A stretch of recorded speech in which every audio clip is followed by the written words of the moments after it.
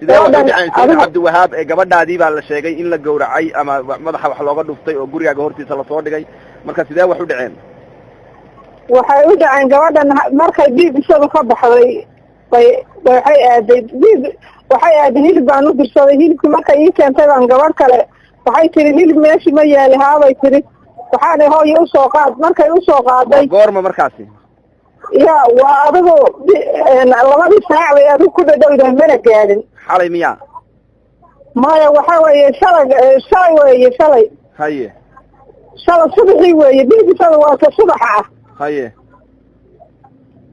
gabadhii baan ugu diray waxay tiri gabadhii lacag may qaadine markaad ninka u tagtay soo waco lacagta markaasaan u shubaya haye gabadhii baa isoo wacday gabadhii waxay tiri gabadhii ma haye gabadhii miyaada hilibkii igu diray haye waxaan idhi waan kuugu diray gabadhii hilibkii miyaada gabadhii arag aniguna waxaaban isleeyahay gabadhii bayba u tagtayba haye gabadhii mar kale isoo wacday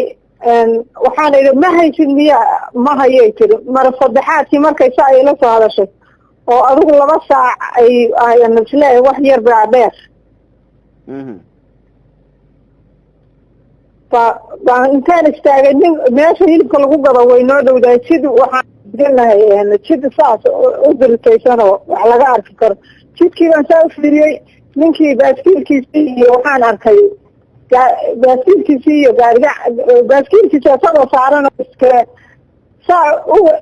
xagga suuqa isu jihayaan arkay haye waa ninkee waa mid hilib gala oo kii gabadha hilibka aan ooga diray haye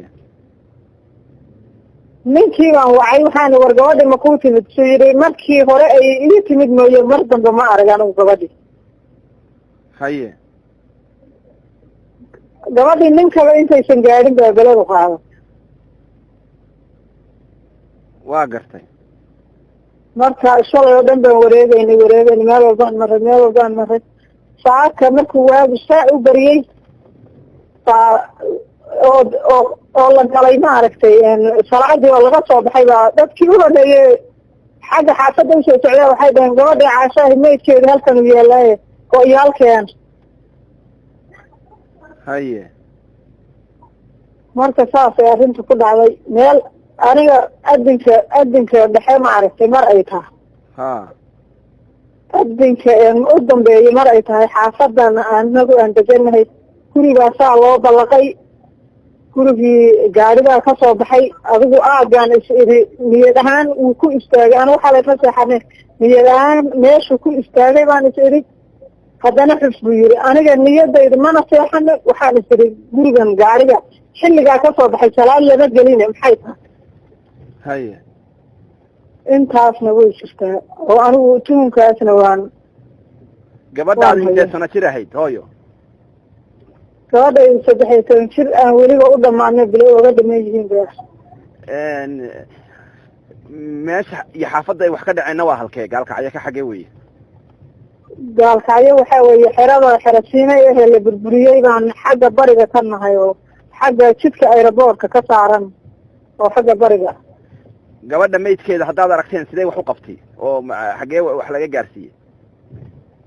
gabadha anigu horta marka saa loo soo dhigay maana fiirinin markii la geeyey ma fiirinin laakiin gabadha waxaa layihi madaxaa laga dilay ilkihii waa laga daadiyey meel walba oo qaarka sare ah eber bay ka ahayd mida kale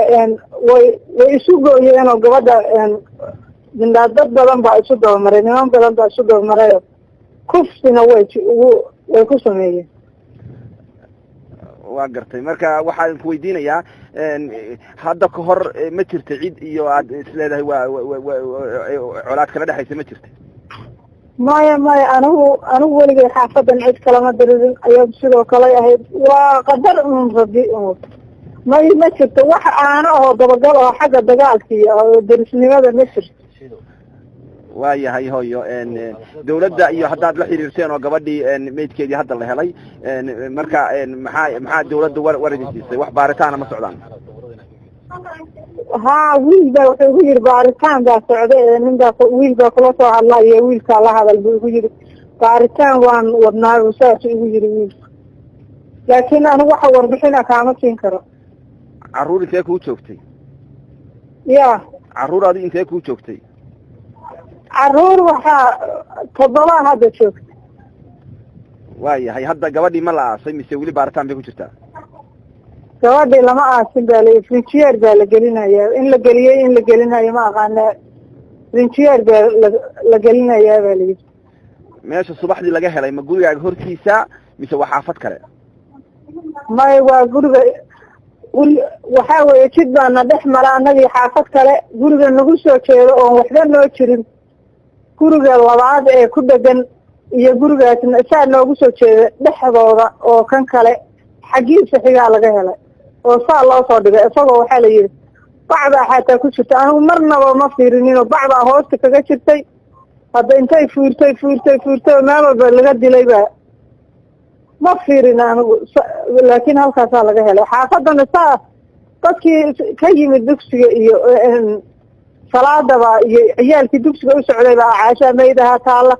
saadaan oogu dirnay. de dadkii waa la qaaday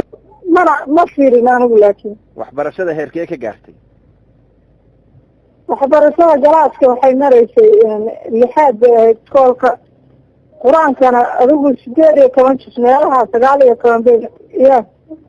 huud bay maraysay huud. waayahay hooyo oo allah samar iyo iimaan ha kaa siiyo gabadhan. amiin.